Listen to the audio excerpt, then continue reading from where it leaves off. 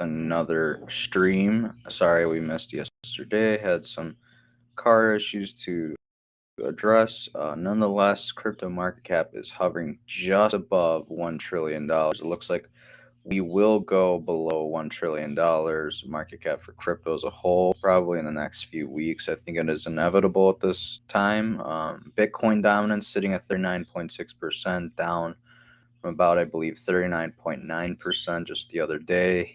ETH dominance right around the same place. Gas on the Ethereum network is not too far from where it was just a few days ago. Bitcoin hovering below $21,000. I do think we are going to have another significant drop here in the next week or two. Going into September, I think September will be a red month by and large, in contrast to August, which for the most part was decent. I'm not going to say all the way through, but pretty decent nonetheless. Ethereum sitting at 1600, Binance Coin 290, Cardano nearing 45 cents, Solana at $33 a piece. Not the worst time to be dollar cost averaging in, but always just remember to keep some high. That way you can take advantage if we were to go a bit lower. Again, we have a big red candle right here. We can see that Bitcoin went as low as about 20,000, which is the lowest it's been in quite some time. Last time it was this low was roughly about 30 days ago. Make of that what you will. It's not good to see that the bulls were getting close to breaking this band of resistance and ultimately got rejected. The bears just dumped. So as you can see, we've had these two massive red candles here in the past 4 hours. Last time I checked Bitcoin, it was earlier this morning. It was sitting right around here, 21.7, 21.6, and I'm not too surprised by this massive drop, but something to pay attention to. We are again breaking out further, breaking lower than this ascending triangle or this bear flag. Pardon me. Headed over to the news, we have the SEC delaying VanEx ETF application yet again. At least BlackRock's clients can still buy its Bitcoin private fund. World's biggest Bitcoin ATM firm to go public on the NASDAQ in an $885 million deal. Pretty big stuff. More exposure to Bitcoin and crypto for everybody across the globe. El Salvador ambassador to the U.S. Bitcoin is changing our country's image and attracting new investments. That's coming out of her mouth supposedly. Very cool. Paying in Bitcoin via Lightning is faster than Visa. It's pretty crazy that a network like Bitcoin can beat even the likes of Visa, and that's just, in my opinion, makes even a better use case, better utility case for Bitcoin by and large. Paying for coffee in Gibraltar with Bitcoin.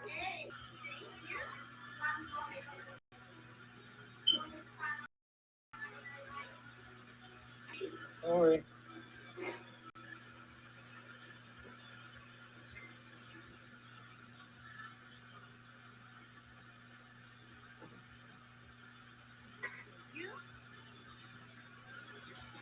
Look at that. Just scans it. Scan the QR Boom. code, 36,000 taps, pay, There we go. and it's paid. Yeah, perfect. Thank you. Very, very cool. And that's just going to become more and more commonplace at these various coffee shops, restaurants, bars, etc. Just in Venezuela, and currency dropped 35% against the US dollar this week. Bitcoin fixes this. Bitcoin is deflationary, unlike the current monetary system that we have, which is highly inflationary. Just in, Philippine universities to offer Bitcoin and crypto courses in partnership with Binance. Again, driving more and more adoption. as we head through this bear market before we reach the Bitcoin halving about a little bit under 2 years' time. Samsung and Bitcoin. Samsung is making Bitcoin mining chips. They're launching Bitcoin and crypto exchange, which should be available, I believe, on all their smartphones and such. Consumer electronics president meets President Bukele. Probably nothing. That's the attitude that some people have towards this. Oh, Bitcoin's just a fad.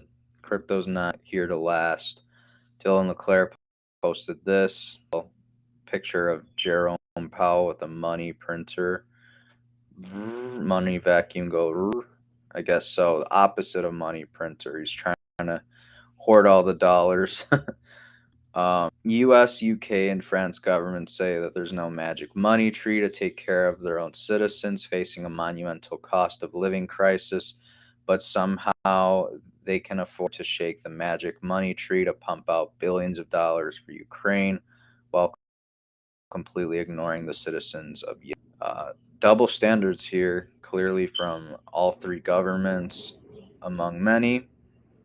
Here we have President Macron from claiming the end of abundance, cites sacrifices to defend freedom. What we are living through is a time of great upheaval. Firstly, because we are witnessing, and not just since this summer, but over the past few years, the end of what we might have seen as abundance.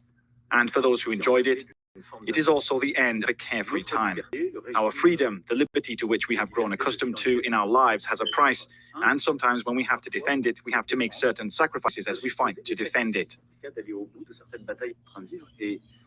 I think what he's missing is that freedom is absolute. There are no compromises, there are no sacrifices.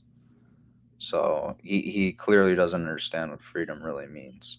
And, these inflationary problems that we're experiencing here in the West, while they're pretty bad, it could be a hell of a lot worse. And places like South Africa are having nationwide strikes and protests against the rise of cost of living, cuts and mass unemployment, which is at 34%. This is pretty big stuff, you guys. We're having nationwide strikes and protests across many, many countries across the globe, not only against the rising cost of living and power cuts, but also over in Europe, for example, certain countries are implementing um, policies to control how much nitrogen is being used for farming and such. And so something like 30 to 40% of farms will no longer exist in countries, Netherlands and such. Here we have angry and hungry people in Pakistan destroying K Electric offices in Korangi due to the unstable price of energy bills. Coming soon to Europe will be a very hot autumn. This is what people do when they get desperate. They feel they have no other um, way to move forward but to destroy shit. And I can't say that I would be better than that, because if my family was starving and we didn't have any power or anything, maybe I would be just as willing to do something like these people are doing. Breaking, we have Mark Zuckerberg tells Joe Rogan that Facebook algorithmically censored the Hunter Biden laptop story for 7 days based on general requests from the FBI to restrict election misinformation. Why was the FBI doing this? Was the FBI trying to control a narrative? Were they trying to have people vote a particular way? I don't know. What do you guys think? Let me know down below in the comment section. I think this is some level buffoonery for the FBI to push Facebook to make such a move. And it doesn't help that we have people like President Biden who's saying what we're now seeing is either the beginning of the death knell of an extreme MAGA philosophy. It's not just Trump, it's the entire philosophy that underpins the I'm going to say something, it's like semi fascism. What this man is doing, he's dividing the country further, which is not a very good thing. And um, arguably his rhetoric, the way he's acting and stuff, is semi-fascist as well. So, uh, calling the kettle black. So, I don't know. Just my take. Not to mention, we have Bill Gates. Right now you don't see the pain you're causing as you emit carbon dioxide. This coming from Bill Gates. Meanwhile, Bill Gates calls private jets his guilty pleasure with a collection close to $200 million. He also invested billions in the world's largest private jet service provider. So it's interesting how this man is, on private jets, wastes millions of gallons of gas each and every year, traveling to God knows what islands, what places he's going, but he was supposedly at Mr. Epstein's Island, at least a few times. Um, and while he's talking about how the peasants of the society, like you and me, need to cut down on how much we drive and such, and how we're such big polluters. We have groups like Just Stop Oil, EcoMob, blockade central London petrol stations, smashing up petrol pumps. So it's not bad enough that the prices are really, really high as is, but then we have people like this going around destroying fuel pumps, um, creating making the problem even worse than it currently is, which is ludicrous if you ask me. But that's just my take.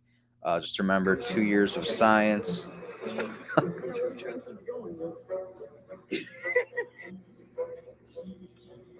Okay, What? this is no joke. You know, it's great. Eva, put your mask on. Get away from Put it me. on. Whoa, whoa.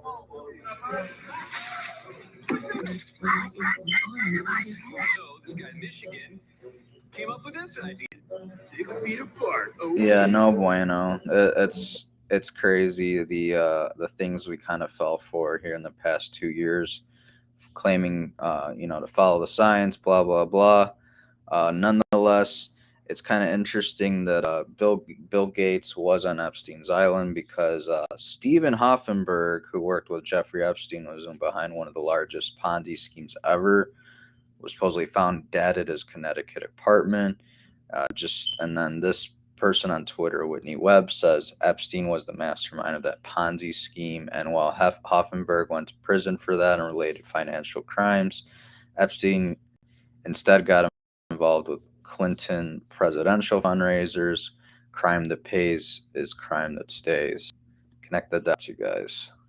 Again, talking about earlier how farmers over in the EU are very upset about the current climate goals and policies that the governments over there are trying to implement by shutting down all farms, giving big farms more and more power, more and more market share.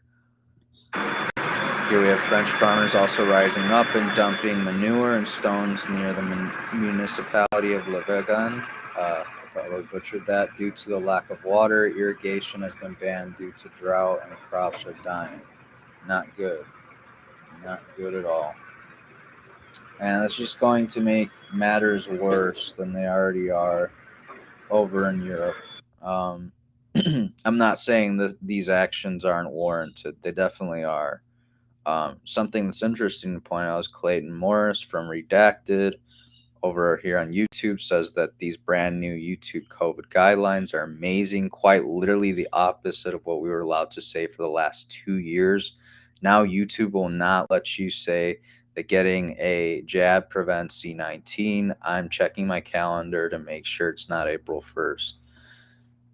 Now you can. Um, Here are some claims of content that's not allowed on YouTube. You can no longer claim that any vaccine is a guaranteed prevention method for COVID-19. This is pretty crazy stuff. Again, like he said, exact opposite of what we were allowed to say just even like a few weeks ago, a few months ago. I'm going to leave it with this, you guys. I hope you guys enjoyed the stream. Please like and subscribe if you're over on YouTube.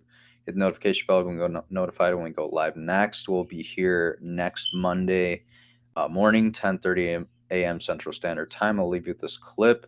Hope you guys enjoy it. Take care and invest wisely. I'll let you guys watch the clip.